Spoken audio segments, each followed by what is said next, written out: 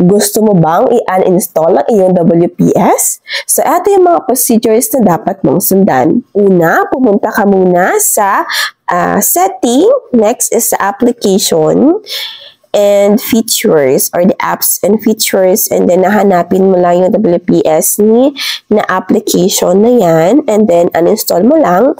Follow mo lang yung mga procedures, next mo lang ng next hanggang sa ma-uninstall na ang iyong application. Ayan. So, mag-okay ka lang.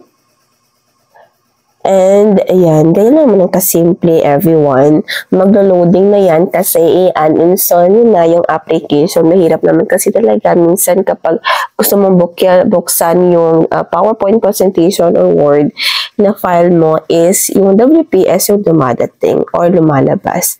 So, dapat na i-uninstall mo na siya. Okay, so ayan na. Nakita nyo na, diba? Nawala na yung WPS at hindi na din siya naka-install sa aking laptop, at nakikita nyo naman kapag bubukas na ako ng file ay hindi na WPS yung lumalabas kundi yung mismong Word at naka-PowerPoint presentation. Ayan, ganyan ang kasimple at sana nakatulong. You're welcome!